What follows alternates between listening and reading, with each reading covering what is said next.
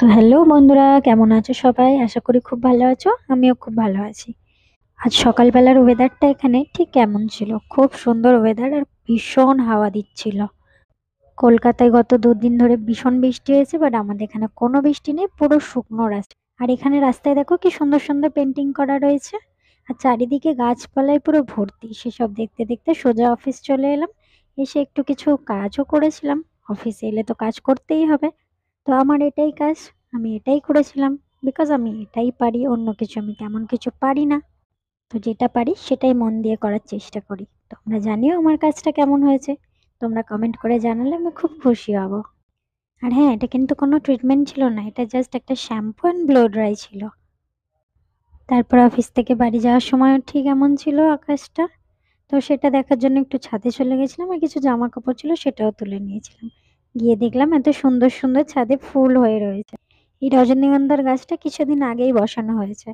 আর এই গাঁদা ফুলটাও দেখো কত সুন্দর হয়েছে গাছগুলো। নীলকণ্ঠ ফুলটা অনেক আগে থেকেই ছিল, মানে আমি এই বাড়িতে আসার আগে থেকেই। আর এই ফুলটাও এখানে ছিল, এই ফুলটার নামটা না আমার ঠিক মনে পড়ছে না। তোমরা জানলে অবশ্যই আমাকে কমেন্ট করে জানিও।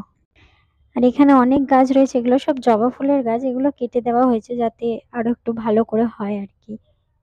আর এখানে একটা আম গাছ রয়েছে যেটা খুব ছোট, কিন্তু অনেকগুলো আম ধরে রয়েছে। আর এখানে আমগুলো হয়ও, এর আগেও একটা হয়েছে বেশ বড় সড়ো। আর এখানে জামরুল গাছ রয়েছে, আর এটা কুল গাছ। কুলগুলো তো তোমরা আগেই দেখেছো, কিন্তু কুলগুলো না এখনো বড় হয়নি, যে খেয়ে টেস্ট করে দেখবো কবে থেকে ওয়েট করে আছি, বাট সেইভাবে এখনো অব্দি বড় হয়নি।